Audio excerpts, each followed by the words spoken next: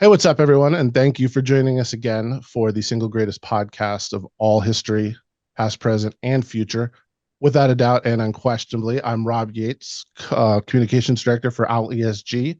With me, as always, my Armchair ESG partner in crime, Nate Najaro, our head of product. How's it going today, Nate? Great. How are you? I am doing fantastic. Um, I usually Nice. am. You- We You're like on record, this fashion. You're on this fashion roll these last couple of podcasts. The shirt from yeah. last time, the sweater. You're upping your game, man. Well, So I like I it. plan these and I don't think about what to wear, and then I'm like, wow, that T-shirt looks really ratty on camera. No I should represent a little bit better. And with us today, worries. I'm incredibly excited to have Liz Simmie. Liz is the co-founder of Honeytree Investment Management, an investment firm that is focused essentially exclusively on sustainable investments. She has just launched an ETF, which we're going to talk about a whole lot today. Previously, Liz was at Bristlegate Capital Partners and RBC Dominion Securities. She has worked in business development as a portfolio analyst, as an investment advisor. If you were to Google Liz, just put in her name, Liz Simmie, you will find a whole lot of recordings and writings.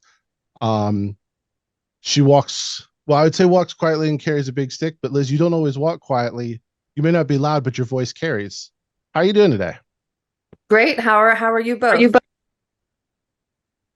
As I was saying, I love these Fridays. And here it is about to start raining, but it's going to be a nice rain. We need it. So Nate and I have this little tradition. We like to talk about the weather at the beginning of these because it's a really good introduction to topics of climate.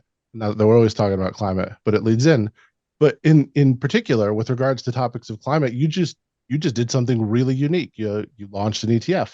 Can you tell us a little bit more about it? Sure. We founded our firm a few years ago, and we have been building towards getting what folks call a retail product available. We built our strategies, are currently equity strategies for the people, which sounds, I guess, is part of ESG and sustainable investing. But we built our investment process and our philosophy and our beliefs for regular folks, advisors, and so they can access what the investment world calls public equity exposure in their own investment portfolios. And so we're really thrilled to have partnered with an awesome firm out of Philadelphia called ETF Architect to get a vehicle available. And we just launched, I don't even know what week it is, last week. And it's, everyone will love the ticker. It's Bees, BEEZ. And it's focused on responsibly growing companies. So we're not only trying to find companies that are improving their climate metrics, for example, they're also improving their diversity metrics. And that's kind of what we set out to do back in 2018. We saw a lot of thematic products that made sense, but we kept on seeing kind of the core ESG and sustainable investment attempts, that there was room to opportunity in that space. And we wanted to build a product for the discerning end client who cared about all aspects of the environment, including climate, all aspects of, good working conditions, employee safety, gender and racial diversity, LGBTQ rights, good governance, all of these things combined into one. And so, we launched our equity strategies and have been running a track record for a while, but most people, especially advisors, can't invest in them. And so we needed to get to the point where we were launching an ETF so that we can distribute it across retail in the US. And of course, the US is, even though we're Canadian, and Canadians like to talk about the weather, that's our thing. But even though we're Canadian, we always knew there was a huge demand in the US, not only for ESG products, but for diverse managers. And Canada doesn't talk about manager diversity. We're the fifth or sixth woman-founded public markets manager up here.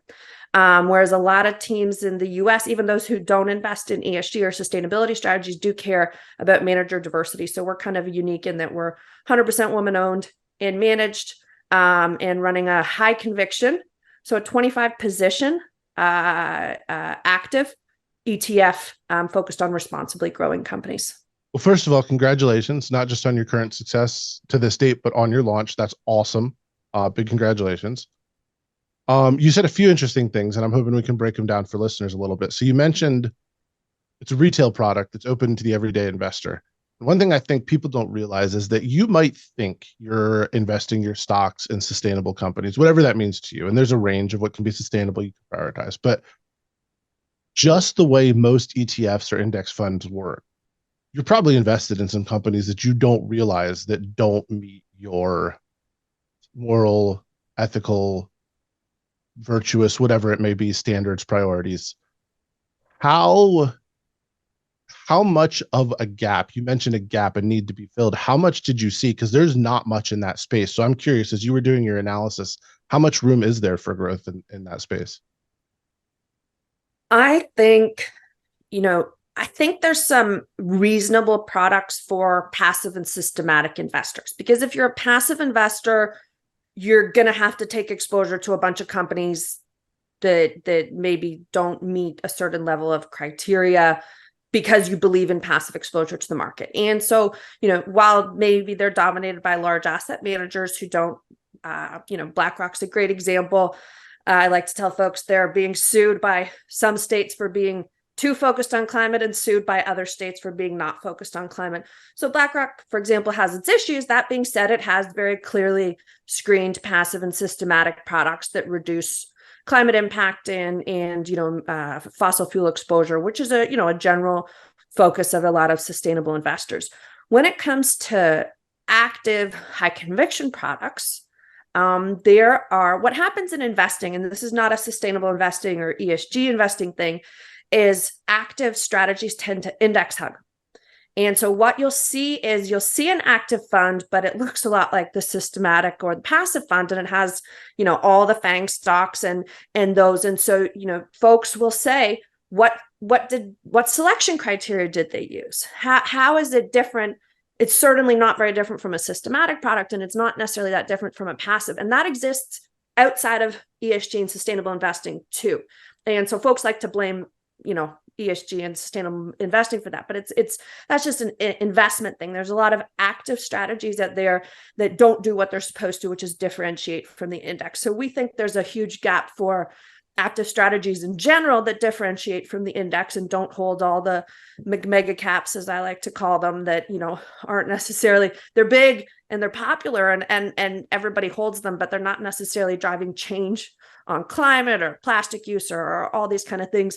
And there's a lot of other companies that are not the biggest companies in the index that are driving systems change across all of these metrics, and strategies like Honeytree and a number of others are trying to build portfolios of that. So I think there's a lot of room for not only core active strategies for active investors, but systematic and active strategies coming from teams who believe in them fully, right? And who embrace them as a firm and who track their emissions as a firm and reduce business travel, all these things. It's folks think it's about the funds, but when you're choosing a restaurant, when you're a climate focused investor and you're choosing a restaurant, you care about where that fish came from. You care about, the distance traveled to the produce. You care about the ownership of that restaurant. You care about all aspects of the product. And so I think there's going to be, and that's why we were founded. We realized eventually the demand for sustainable investing was also going to say, hey, you know what? Supplier diversity matters. And I bring up supplier diversity because we look at it in our portfolio construction, how a company, regardless of what industry they're in, has measured their exposure, their spend on diverse suppliers, and how they're going to improve it. And it's a newer metric. Some companies have been doing it for a long time because they realize, the more small and diverse owned suppliers they can help build capacity in, the bigger their selection of suppliers is. It's risk mitigation, really. It's risk mitigation. It's not feel good. Folks treat ESG and sustainable investing like it's about our values and feeling. Saving money on waste disposal is tied to the bottom line directly.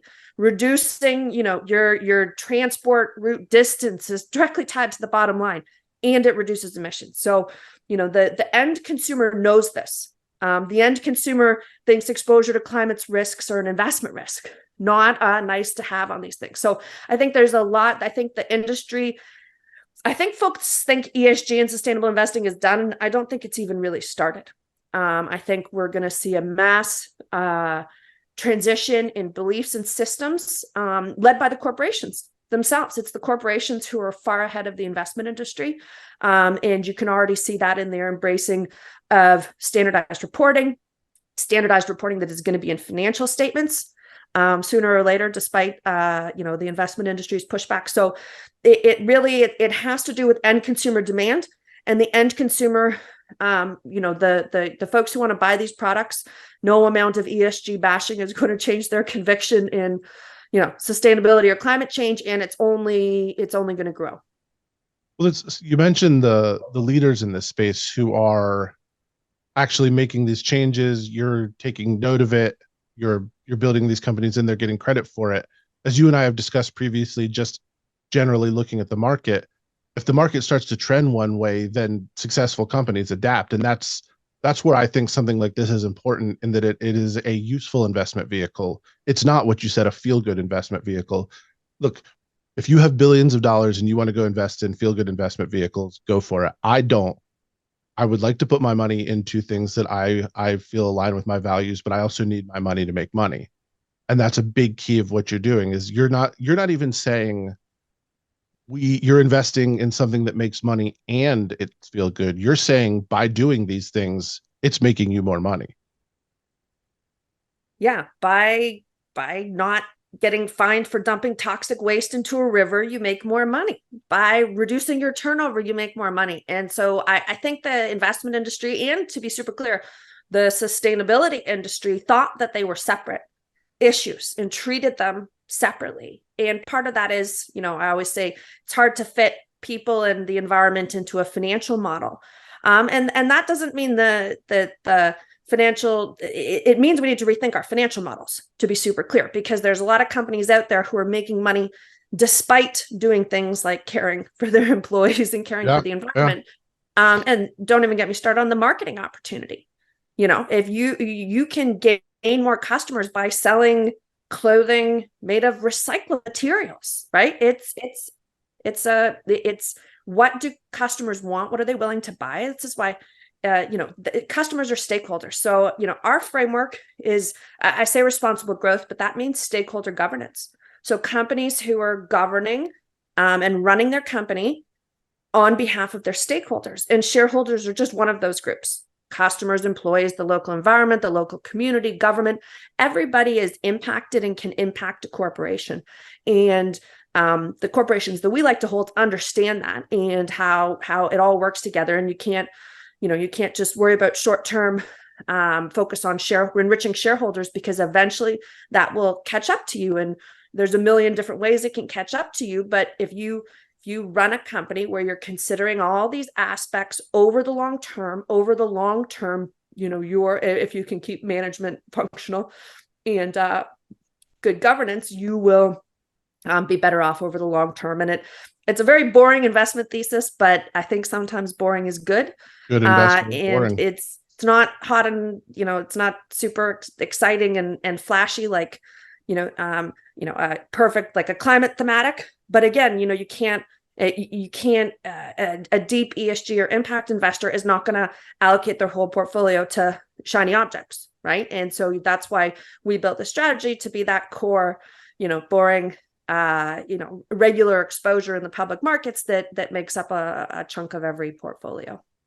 Well, that's good, because I always tell my kids after you, sir. I always tell my kids when financial institutions get flashy, the world kind of suffers. So sometimes it's the tried and true method. So quick question, are you able to speak to the types of what industries you cover in your ETF and geography, and then also what is your you have a selection criteria, but how often are you looking at the selection criteria in order for them to stay in your fund, or are you looking to grow the amount of companies in your fund? So I have a few questions in there. I mean, geography, industry, and then how often you're looking at your selection criteria. So we're geography. Well, this is a U.S. equity, so it's all U.S. based companies. We're industry agnostic. That being said, we exclude fossil fuel. So we have no energy in the portfolio. We tend to not have higher yielding utilities, traditional real estate and traditional banks in the portfolio for a variety of different reasons. The selection criteria the next question? Yeah. Yeah, I was just curious how often you're looking at. Yeah. Mm-hmm. So we're a lot of the financial and non-financial data that we look at is annual data. And so we do look at some quarterly data, but for the most part, especially on the non-financial or ESG side, whether it's emissions or water or diversity, that's annual data.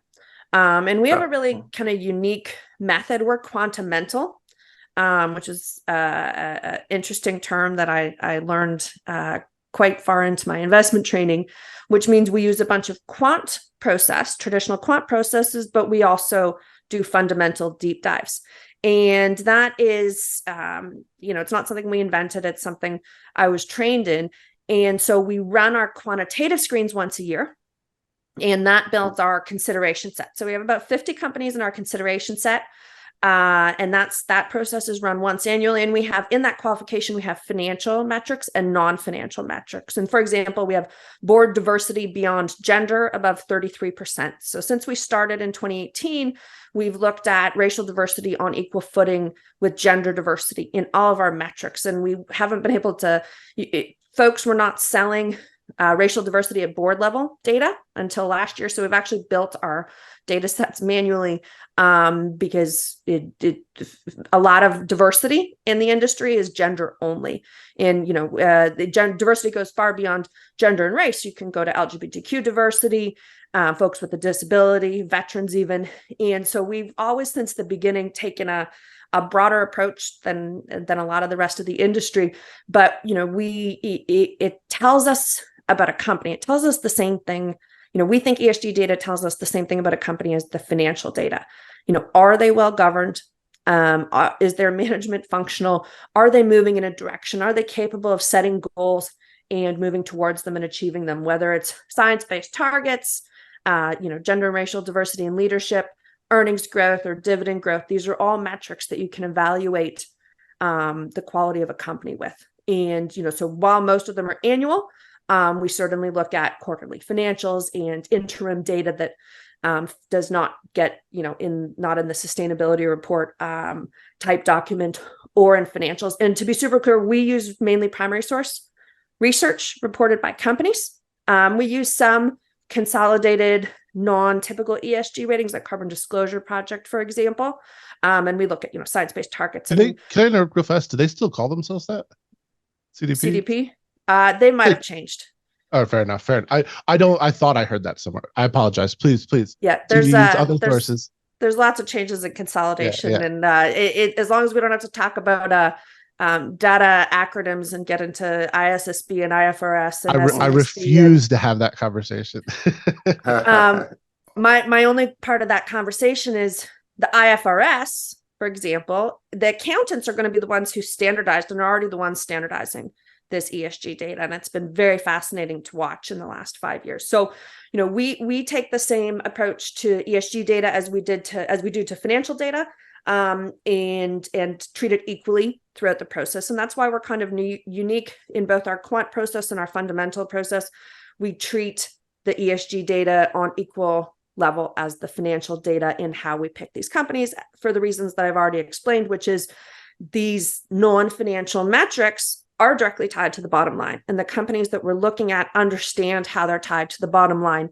And we're looking for evidence that they have figured that out.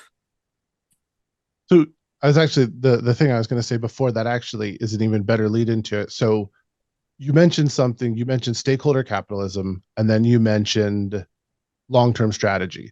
So I will personally say I hate the term stakeholder capitalism, and there's a specific reason for it. I think all capitalism is shareholder capitalism. I think the difference is long-term versus short-term. So you mentioned the short-term where they're just trying to get these returns. That's dangerous. This is the fisherman's dilemma, and the fisherman has fished that lake dry in one season. There's nothing left. Stakeholder capitalism, to me, means you recognize the fact that all of these stakeholders have a huge influence on your business, and your business has a huge influence on them. So if you cannot work in a synergistic fashion, you're failing your shareholders. Now, there are shareholders who want, and this is a problem that I don't know if we'll solve in my lifetime at least, but there are shareholders who want to jump in, push, ride, get their return. They're out 6 months, a year, 18 months, and they don't care what the fallout of that is. But then you started talking about well-governed companies. And well-governed companies do not do this. They want consistent returns, consistent growth patterns. They have 5 and 10-year plans. And what I think you have brought to light, and this is where you fascinated me, and I followed you on this, is showing how ESG correlates so strongly and is so broadly reflective of a well-governed company that takes this long-term strategy into account. So I guess that long-winded, my question is, with all these metrics you're looking at, what are the things you're seeing that are really starting to correlate with well-governed companies?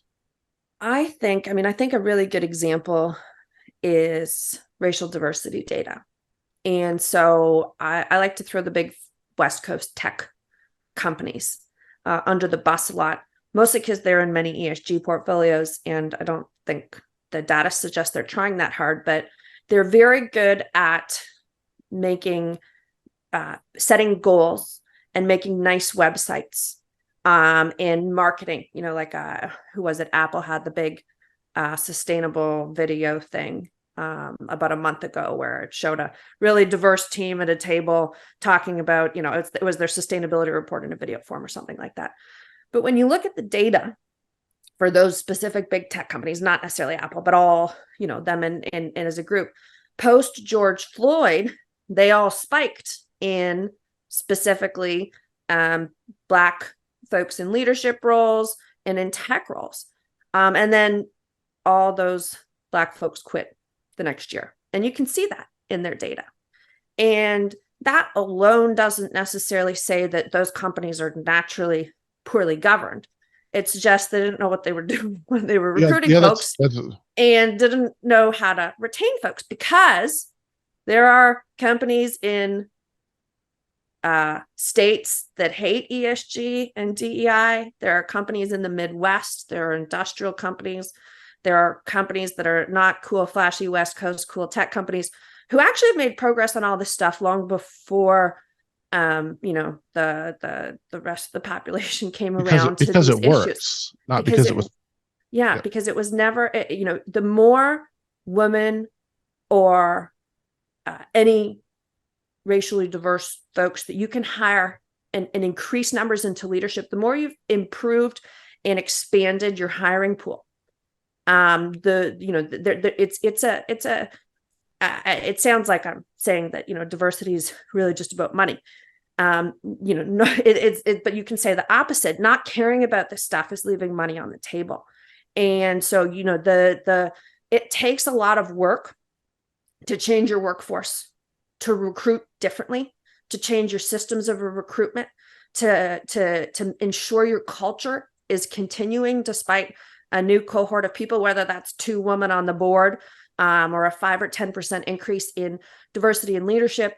And, that's hard to do. It's easy to disclose your stuff to the CDP and it's easy to claim you're going to do science-based targets. It's hard to achieve science-based targets. So it'll be very interesting to see who from now for the next 10 years actually makes real progress on these claims. And same thing with DEI. Everybody 10 years ago, 20 years ago, wrote policies, claimed to do all this, but only some companies are actually achieving it. And to be super clear, our industry is the single worst industry at all of this stuff. And I think we can all agree that the investment industry has a big governance issue. And you can look at lawsuits and culture issues and, a company like Goldman Sachs hiring 50% diverse, classes at a school and everybody being gone 4 years in. It's not that we're innately evil. It's just that, if Midwestern industrial companies can figure this out, why can't all these other companies, selling diverse linked products? I was just wondering, why do we know why 50% are gone 4 years later? Do they? Or... A million different things. Lack of promotion, lack of culture fit, being seen as not the right type. I mean, in institutional investment sales, it's traditionally believed a salesperson looks a certain way, and that is not young. It is certainly not a woman. And you can extrapolate a whole bunch of different other beliefs about that.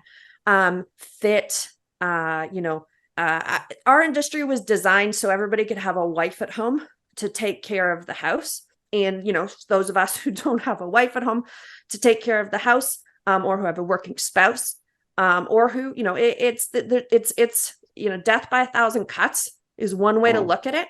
That kind of expands the whole recruiting. I mean, a lot of folks are pushed away from the industry because we think it's all Wolf of Wall Street and, old dudes in suits. And we have all these beliefs. So I was like that. I was like, I don't want anything to do with this industry, even though I had exposure to it. So between when you are not from the right school and weren't part of the right lacrosse team, you're an outsider in a lot of these places, right? Even if your class is pretty diverse, the systems are set up. I mean, one of my favorite stories is when at the capital markets desk, I was the main, person for, the guys got invited to Raptors games and the girls got invited to spas events. Those were the client events. And so it doesn't seem like it's problematic. Yeah, who doesn't want to go to a spa? I want to go to the Raptors game, just to be super clear. But it's not intentional for the most part. It's how the system was designed, right? It's the system needs to be changed. It's not people purposely being biased about the way somebody looks. It's the assumptions. Oh, Liz is a woman, so we got to be careful because she's going to have a couple babies. So we don't want to put her in charge of something important if she's going to go on mat leave. All these kind of tiny things that we can change and that other industries have done a much better job at changing. But the other industries aren't selling DEI linked products or environmental linked products. We are. And so that's one of the major pushbacks from the end consumer is, okay, BlackRock, show us how you've improved your diversity on your team. And when you go in and you look at the impact reports and the ESG reports of asset managers, they don't talk about their own diversity. They talk about their proxy voting and they talk about their engagement. They don't talk about their own emissions. They don't talk about their own DEI. That's where the industry is going, in that, our companies, the ones we hold in the portfolio, all report all this stuff. And it's the asset managers and some of the banks are very confusing because some of the bank parts are okay and some of the asset management sides are iffy. But again, it speaks to governance. It speaks to leadership. It speaks to a whole bunch of metrics that what is a successful company? And I do think, the next 10 years of ESG and sustainability will evolve a lot around the science of governance and leadership, because we are early in academia on studying, what is stakeholder capitalism? What does that mean? Quantitatively different. And it's very complicated. What makes a good team? What makes a successful team long-term? How is that different from a board versus the management team? What are metrics? Having 2 women on your board, that just means you put 2 women on your board, right? And that's why we use it as a qualification criteria. What we're looking for is that board and that management team's ability to increase diversity in their workforce, right? At all different levels, because that's where the interesting evidence of their success is. So yeah. There's a lot to unpack there, but some really interesting stuff. And I think one of the first things you have to ask is what you just said. What is diversity? What constitutes diversity? Because you can make up an aesthetic diversity that means nothing, that isn't helpful to a business in any way whatsoever. And one of the examples I find fascinating and hilarious, and I've cited on this podcast before, but I want to say 2011, 2012, India passed a law that there had to be at least 1 woman on every board. The day after that law was passed, something like 1,100 wives of executive directors were named to company boards. So is that diversity? I mean, but when it comes back around full circle to good governance, that's where I think you start talking about the situation where you had this incredible racial diversity and then everyone quit. The intentions were probably good, but they have to learn what were the training programs. That's probably the biggest deficiency right now, is you have lots of very smart people at a young age, and if you're not picking from certain groups, they never get the training and development, and then they're not positioned to succeed later on. And it's not that some of them can't, it's that there's opportunities in some areas that just other people don't have. And I did a study on this in 2015. So I took 5 metrics. It was like ROI, ROE, EBITDA, I think pure revenue, and maybe earnings per share. I think I had a throwaway metric. And I did it purely on gender diversity because it's much dark, like there's one and the other. Yeah, it's not as messy. Well, there was no data, frankly, on anything beyond gender diversity until quite recently. ISS had some, but you couldn't trust it because you didn't even know it was being reported. Sometimes we were going off like black and white pictures, trying to figure things out. But I found a roughly 10 to 15% increase on all 5 of those metrics on boards that had more diversity. And when we did some of the case study element and looking into it, it turns out that it wasn't that they were poorly run before. It was that when you have a homogenous board, they think in the same way. And there's just ideas not being introduced. But one really interesting thing, Nate, we did a little side project and we found that everything else is potentially good diversity, but people from Chad they bring every company down that they've ever been in. I wonder if you want to comment on that part, Nate. If you Nate's from Chad for the record. So I'm just giving him a hard time. No, I'm no comment. I do want to pick on one thing you said. Okay. Training, for example, like training women as portfolio managers is great.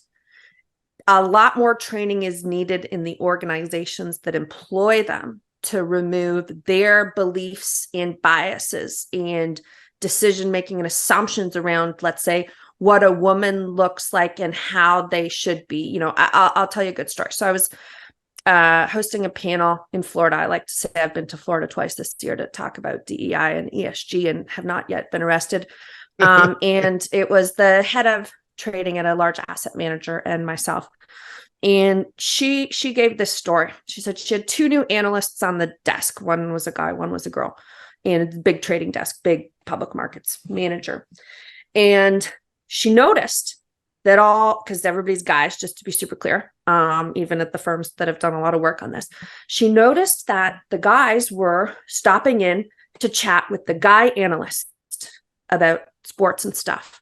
And that would lead to deeper conversations about trading and industry related stuff. And so she pulled her team away and said, listen, I know you're not doing this on purpose, but I noticed that you are not going to chat at all with this young female analyst.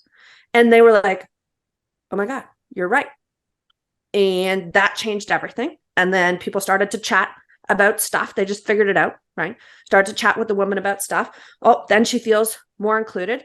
Then, it's so simple. It had nothing to do with either of the activity that the employee was doing. It was everybody else in the workforce making assumptions and beliefs about, I always say I didn't get invited to a couple golf tournaments. I've been golfing since I was 4, but people look at me and say, oh, she doesn't golf because she's a she.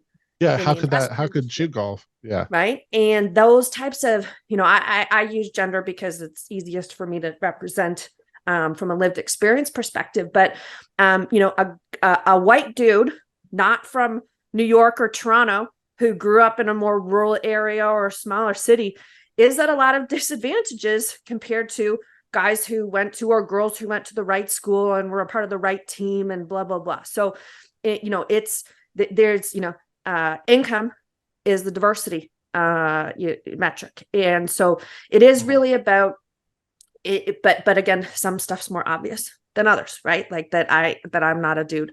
And did you ever watch The Office? Oh yeah. Do you remember the one where Jan came in to do the Women's Empowerment Day and she's talking about and guys use sports metaphors to try to keep women out of the game. She's like, do you know what it means when it's par for the course? Low par means worse. Wait, that should mean better. That doesn't make sense. What about second base? Like, if Michael said he got to second base with you, does that mean you, closed a deal? Excuse me? I mean, that's a baseball term, right? I don't know what Michael was talking about. I don't know. I think what you say about assumptions is so critical. If we know, and you said this earlier too, no one's blaming anyone. So you make the assumption, you're wrong about the assumption, you change your assumption and move on. I follow golf a little bit. I play a little bit. I'd love to play with you sometime. And I now know not to bet with you unless it's just like dollars or beers, because I'll probably lose a whole bunch. But we do make those assumptions. Like if you want to talk hockey, and even if though you're from Canada, I could probably go toe to toe. I know hockey pretty well. But if someone comes in talking about basketball, I haven't followed the NBA in like 8 years.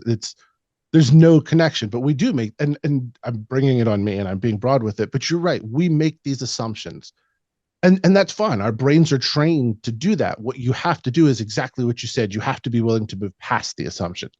And that's where the difference gets made, I think. What's fascinating to me is the part you mentioned, the secondary part.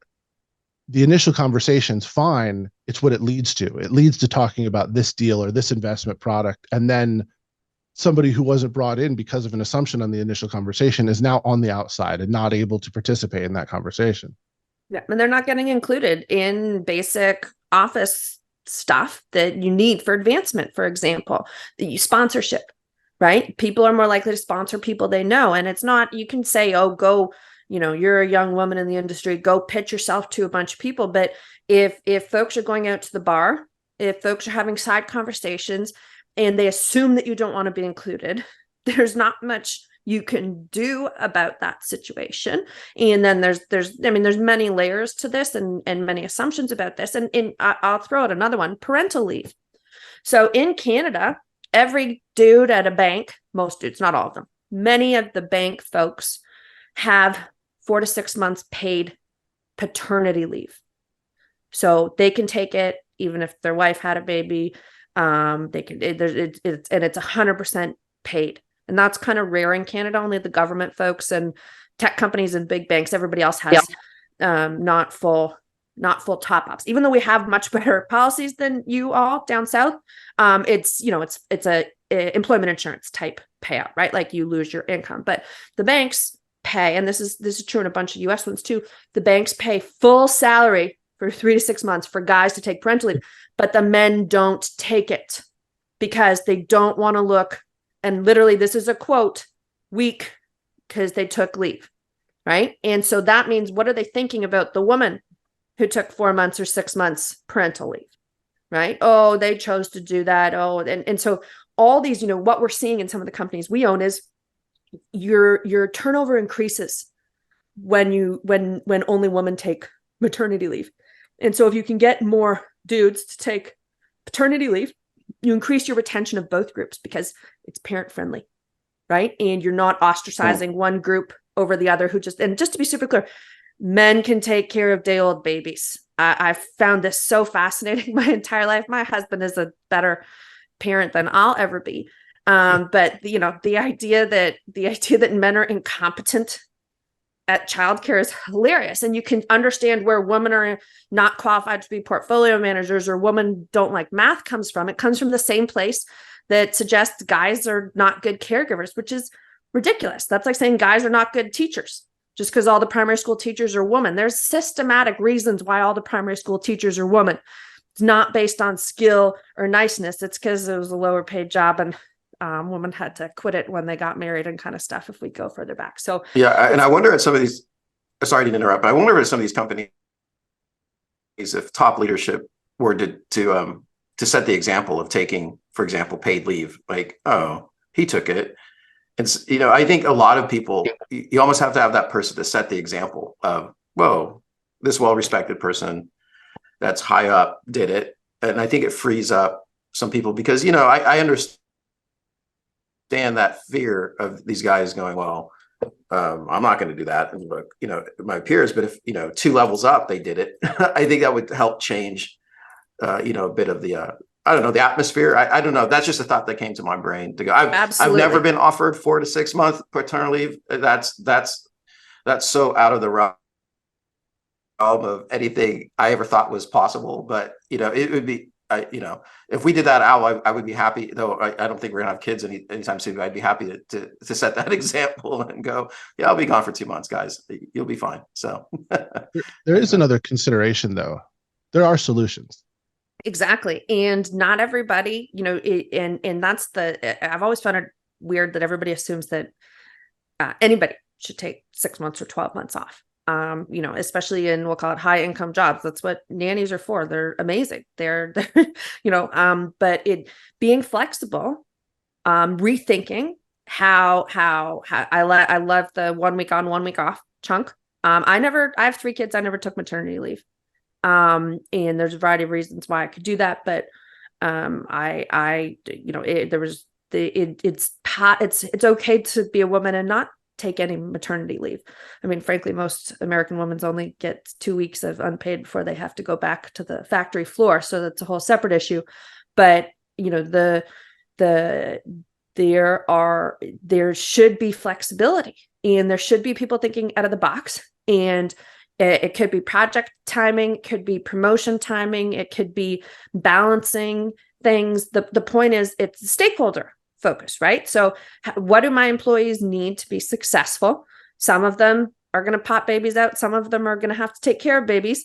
We want to keep them, or we don't. Maybe we want them all to disappear. But that's, that's not the cheapest option. You might lose labor 6 months or whatever, but retaining that for the longer term is much cheaper than losing that. And so it is a bottom line decision. Employee sentiment and happiness and culture and belonging, and your team covering for you or helping you with a part-time return. I mean, some of the banks up here are being more flexible. You do 2 or 3 months, but then you come back part-time, right? So, and remote, and this was before COVID and things like that. And I do think remote work is actually a good thing. I think a lot of companies were successfully using remote work before the pandemic. And a lot of successful companies will continue to use it after. And you don't need to, I always worked in I was in market research consulting before I entered the investment industry, and 100% of the work we did was with clients in different cities. And so we worked remotely on all of our projects, and then we flew and we met them, and it was all very successful. And so we need to rethink. The investment industry thinks everybody should be at desks in large office towers in cities because of their clients are real estate folks. I get it. I understand where, And to be fair, there are situations where that is the right way to go. I mean, there's never a one size fits all. Yeah. I'm with you. And there's a million reasons why, people who work in hospitals have to be there. People who work in client facing work, not everybody has, can be in live online things like us all day, every day, from the comfort of our own home, even though it's very cushy. But it is, the success in work and in business is about much more than, supervising everybody on the factory or the office floor, staring at their screens all day. And, I think that's what we're trying to look at, which is, stakeholder governed companies with a shared purpose, and how you communicate that shared purpose to all the employees and the customers is directly tied to the success of your business. Employees are more engaged when they know why they're there, when it's like a team, right? If everybody's working towards the same goal, a sports team, if everybody's working towards the same goal and they all know what that goal is and they're all working together and they can call each other out when they're going off goal, that's how organizations achieve long-term success. And it's both so simple and so complicated, and because it has to do with all of these complex factors, and you don't need to do them all perfectly. You just need to be evolving, Yes. listening to Yes, learning. your people when they tell you, or when the data about your people tells you something can be improved or something's going well. So I think you just hit the nail on the head. And this is such a critical point. And coming back to the 35,000 foot view, like where ESG is already part of mainstream investing, companies that treat their workers well tend to do better because they have happier employees who stick around longer, who have more experience, who hold each other accountable. It's a lot different to go to someone who just started 2 days ago and be like, hey, I think you did this wrong, than it is to someone you've known for a year and a half. Like, oh, by the way, I saw this. Oh, thank you very much. Glad you're checking up on me. Like, that is a completely different conversation. And so this is, and Nate, you and I talk about this all the time, like for the quote unquote anti-ESG crowd, what the problem is you don't understand what ESG is and how broad ESG is. There are aspects of ESG that you can feel one way or the other about, but to be anti-ESG, I don't even know what that means, to be honest with you. Like, it's just, it's a political rallying cry or something. Yeah, because it's been politicized. Most people just use it as a, on either side, use it as championing something they don't understand, or demonizing something they don't understand. So instead of digging into the issues and really looking at it, because it is very, very interesting. Just talking to Liz, I'm like, oh yeah, I didn't even think about that. And Liz, I think a lot of this too is behavioral change, right? Some of the stuff you said is, hey, they may not be doing this on purpose. They're just doing what they've usually done. So to have somebody insert and say, hey guys, you're leaving this person out, I'm not sure you're aware of that, is a good thing. And I think that behavior change needs to be reinforced as well in these companies, right?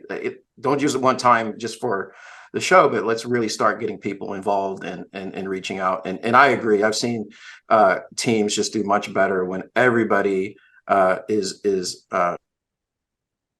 not just in lockstep, but when you're considering everybody around the table and thinking, whoa, I didn't even see it that way. Oh, that's interesting. And let's make our product better. Let's make our service better. And it fixes, some of the low hanging fruit is fixed right away. And then you just go deeper and deeper into it, and you keep your employees there. They get to know each other, and go from there. So yeah, I think it's very important. That's why I was wondering about some of the companies you were looking at, and just trying to figure out, how do you ascertain, hey, they didn't just hire, a big diverse workforce. They kept those guys, like retention. They've kept them for X amount of time, And you just said you can hire diverse folks. If they are not at the table as part of the team, there's no benefit to it. And so it's actually the team aspect's the most important. Everybody has to be part of the team, and the team needs to, and I say team generally to mean company or smaller team or whatever it is. And the companies that we're looking for are not perfect, but they understand that checkbox diversity is one thing. Changing the approaches, changing everything from the language around hiring to who they're recruiting from, to how things are being onboarded, to how decisions are made at all levels of the company, needs to embrace that benefit of having a diverse set of stakeholders at the table. Otherwise it doesn't work, right? And the whether it's the executives' wives on the board, towing the same line, or people nodding yes because they think it is, regardless of where they come from. Like, it's if you have a hockey team or a basketball team, and 5 of the folks are outcast and not part, and everybody's working towards one thing, you don't have a well-oiled machine, right? You need the whole team in order to win. You look at what's a Moneyball. Just because you have the best players on a team doesn't mean you're going to win. Your team needs to win together. And that science behind that is what good corporations also figure out. What makes a winning team? Yeah, and that's what good governance means, is, and not just a winning this year, winning, it's people think it's about individuals and their statistics, and it's not. It's about how the team works together and how the team leverages everybody on the team. Yep. So I like the Moneyball reference. I absolutely agree. Yeah. but wait, Liz, you said you were a woman. How could you make a sports reference? I'm a lifelong athlete, elite athlete, and I coached elite sports for about a decade. And I was on 2 varsity teams. And so it's interesting because a chunk of, I was lucky. Former Olympic coach and Olympic athlete did a presentation. Canada, I'm a synchronized swimmer. And Canada's last Olympic medal was Atlanta in 96. And so it was the team captain and the coach of that team. And they were in 5th or 6th going into Worlds that year. And they said, what do we need to do? What do we need to do to win? And again, there's lots of great athletes at all teams in synchro, and you could mix and match, and because it's the teams that win. And they came together and they, set their norms and agreed upon their shared goals and what they were going to do. And they reiterated it over and over and over. And, shared purpose, stakeholders understanding their shared purpose, which is my governance training is all in stakeholder governance and nonprofit. That's the hardest thing to do, And so this team came together and they did it, and they won a bronze. And that's the last time Canada won a medal. But it's such a perfect example of, and Moneyball's a great example too, right? How do you build that team so that it fits well together? And people think it's just whoever works the hardest, and it's not, right? Because there's so many systems within a group or corporation or team that hinder everybody working the hardest. And that's where the group effort supersedes and the ability to orchestrate that group effort. I mean, that's what good management and good governance is. And it's really hard. And, we argue that you need ESG data in addition to financials to find companies that are actually doing this. And it shows. I get to plug Al a little bit here, but we have data models we've run with others that show that where this really reflects is if you take companies who are doing poorly on certain carbon metrics aligned with certain social metrics, you can short those stocks. And we showed like a 1,500 basis point overperformance against, I think it was like a baseline S&P 500 index through the first 3 quarters of the year. I haven't checked up on it since, but it's because it matters. It is a good team. It is adaptability. It is accountability. It is evolution. And to see you focusing on it is awesome, because I have been personally, again, because I love making things all about me anyway. But I want to see the market drive changes. I'm personally terrified of the regulators coming in and saying, this is how the changes are going to happen, because regulations, so I'll go into Thomas Sowell here, but they don't really have good or bad. They just have outcomes. There's trade-offs. There's always trade-offs. And when the trade-offs, the negative side is not such a big deal, then it's not such a big deal. But sometimes it's a really big deal. And the stakes are so high here. If the market actually provides a solution, it's going to be one that works because it benefits everyone. This is the stakeholder element. It's customers who are happier with better products. It's communities that are safer and cleaner and healthier that cost less because of reduced health requirements, doctor visits, similar things, companies that save money operationally, like you just mentioned. These are all factors. And to hear you like, we are going to quantify financially and build this into our investment model. Is anyone else doing it the way you are? I mean, I know there's other people that have this on there, but like the way you're doing it. Yeah, I mean, Larry Fink's all about stakeholder governance. I'd argue that there's probably teams at BlackRock doing it exactly the way we are, but it's there's a whole bunch of there absolutely are teams globally doing what we do. We're lucky in that we're not beholden to a much larger organization that limits what we can say about them. I think that's one of the reasons you don't hear some of our competitors talking as openly about this stuff as we do, because it, to a certain extent, I'm throwing traditional financial models under the bus when I'm doing this, right? And so that's kind of what happens in our industry is folks are limited in what they can say and claim, regardless of their beliefs about the products they're selling, because in many cases they're also selling other products. And so, yeah, I think a lot of people believe this, but it is, I will say our corporations, which are big, boring, large corporations, are way ahead of this than the investment industry. And so it's, I see them as the leaders, not us or any other. We're just following what they're doing. And we're just using the data that they're driving change in. They're going to drive change. The investment industry is not going to drive change in DEI in the environment. We're literally dragging it backwards. And so it is the corporations that, well, even though there's like, a billion of us working on the ESG and sustainable side, it is the companies that are driving systems change. It's the companies who are the leaders in it, whether it's DEI or any non-financial aspect of this. Why? Because they're listening to their customers and their employees, and they're trying to sell products. And, destroying the world is not really a good sales proposition to most of the population, and killing employees is not a good sales.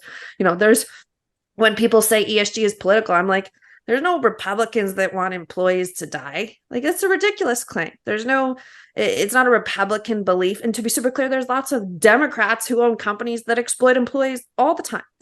So it's actually not political.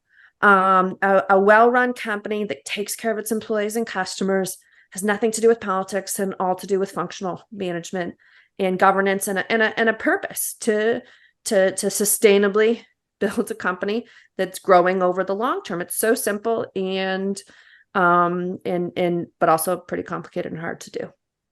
It really is. It's not existential. It's right there.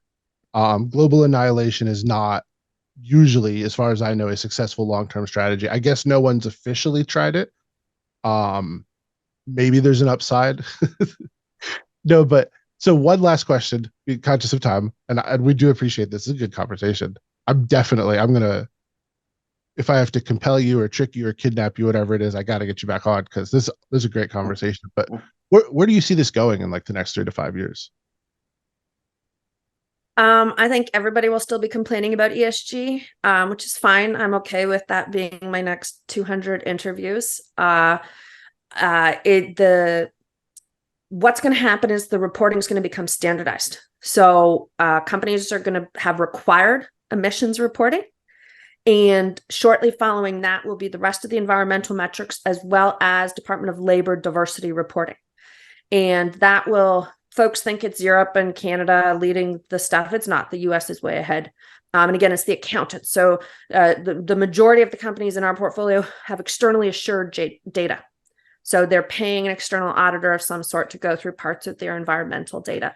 And with the SEC regulations that are coming through pretty soon, funds, ours, as well as companies, will have required reporting on that. So basically, this data is going to be in financial statements. It's not going to be in a separate sustainability report. And so the good news is it's going to be more quantitative and easier to use. Right now, you've got a pretty standardized set of emissions data and a sort of standardized set of everything else. And now they're going to be super, and you can see it. California just passed a law requiring venture capital investors to report the diversity of their underlying investments. And that's, people were all up in arms at that. I'm like, they've been like every company over 50 has been required to be doing it for years in California. So, the investment industry, parts of the investment industry is still in, gender only diversity land. I hear things like, racial diversity is in the eye of the beholder. Europe had no racial diversity at board level. They'd report, our diversity, this person's born in France and this person's born in Germany and this person's born in Switzerland, is literally a board diversity claim when you look at things. And so that's going to change, and it already is changing in both Canada and Europe, as they realize that it's actually the SEC and the Department of Labor reporting that's going to become standard. When I joined the ESG world, that wasn't on the table. Everybody thought it was going to be all these other separate frameworks of materiality by sector, and only some industries diversity mattered and others don't. And that's not what happened. There's the GRI, standardized set of data, is what's going to be mostly in financial statements in the next 5 to 10 years. And that's not going to change anybody who hates ESG's data's belief on ESG. Just like, my argument is, no matter what you say about fossil fuel, it's not going to change energy investors' conviction in investing in energy. And that's why we have choices in the market. That's why we're not all forced into, the same index fund. And so I think demand for you call ESG light and real ESG will increase as the millennials and various grow in income. It's self-sustaining. It's self-sustaining. I mean, I think there's, but again, it's consumer demand and preferences, and those companies in asset management that listen to their employees and their customers, regardless of their size and what those customer needs are, will be able to successfully build the right products, whatever they may be, for the end customer. And I'll throw out, one of the statistics with a lot of wirehouses is when the male spouse dies, 90% of the time, the female spouse leaves that investment advisor. And so you've got wealth wirehouses and things like that trying to figure out how do we stop that from happening? Because obviously maybe there's a systemic issue here. And so the companies that figure out what their systemic issues are sooner are going to increase retention, drive flows, be able to recruit more clients. And it doesn't matter if you're an asset manager, wealth manager, capital markets team, if you're any of those, and you're one thing we see is the institutional allocators being like, okay, now you need to, we're not going to fire you for not having a diverse team as a manager, but you need to start reporting it So every year you can show us your progress, right? And so the change is being driven, and same thing on emissions, right? The change is being driven from all angles. And, that's as more folks who look non-traditional end up in positions of power, whether they be in families or succeed. And this is a key part, because that's what's going to start happening. Sorry, I don't mean to interrupt. Yeah, no, and so it will be very interesting. And I do think, 1% of the assets in, institutional assets are in diverse owned firms. And there's a lot of folks working on that, but, there's a lot of women and wealth, women and ETFs, women and capital markets type organizations, and they've been around for a long time. And when I graduated from college in 2005, 10% of portfolio managers in Canada and the US were women. And in 20 years, we've made it to 11%. And so if that doesn't tell you that there's a systemic issue that's not being solved in our industry, that's going to get solved sooner or later, that is a 10% increase. Yeah. And it went down this year too, though. So it's like, and my favorite article of all time, the Financial Times has an article. Maybe this can be our topic for next time. The Financial Times has an article from like last year or the year before. There are more guys named David running funds in the UK. My son's name is David. Than there are women. Jeez. So literally more portfolio managers named David in the UK than there are women portfolio managers running a fund. Wow. And I always say, I do this because I have 2 daughters who are great at math, could be perfect in this industry. And right now my son has 1,000,000 times more chance of success. And I mean, they're lucky, I guess I'm in the industry, but my son is no more qualified than my daughters to be a portfolio manager, yet it's much more likely that he would end up one because his name is David. And he, looks and feels like what people are comfortable with. And so that's why we need to change. We can't stand around and twiddle our thumbs like we have been celebrating our success for the last 20 years when we haven't made any success. And if those are the metrics for a woman, you can imagine what the metrics are for racially diverse folks and folks with a disability and LGBTQ folks who are not even like, there are so many LGBTQ folks who don't come out in the investment industry because of the stigma that it comes with. Right. And, that's, we have a what I call sometimes a Chick-fil-A rider in our portfolio. And we've had it since 2018, that if the leadership is outspoken against, like pro, retraining camps or whatever they're called, anti-gay, we won't hold it in the portfolio. Because how can you stakeholder govern when you're purposely demeaning 10% of your, working population? And it's so simple yet so hard. It's not political. It's just purely functional in an organization. It's like campaigning against women's rights. Imagine trying to recruit women if you were campaigning against, women having the vote or access to bank accounts. It's like, well, anyways. No, this is awesome. Thank you very much. Before we go, do you want to plug anything? Yeah. First? Check out our ETF. We'll have we have lots of old podcasts and interviews, and we're going to have lots of new podcasts and interviews. I would say follow me on Twitter. Even though that place is a bit of a shit show, or X or whatever it's called, I spend a lot of time advocating for all the stuff we talked about in the industry, because there's a lot of portfolio managers and industry pros on Twitter, and we all need to work together to learn how to change our industry. So that's what I do a lot of there. Check out our ETF. I think you can probably Google it at this point, or it's HoneytreeInvestETFs.com. I'll put the website on the screen. What's your Twitter handle? Liz Simmie, LizSimmie. Thank you very much. I love this conversation. I can't wait to get you back on. We are Armchair ESG with Nate and Yates. For questions, complaints, if you want to challenge me to a fist fight in a sitting congressional hearing, all those things can go to communications@owlesg.com. Did you all see that? I did, yes. I just feel like we're at least being honest now. But anyways, that's another conversation too. Again, I'm Rob Yates, Director of Communications, OWL-ESG. Thank you all for watching. Until next time, have a wonderful rest of your week. Goodbye.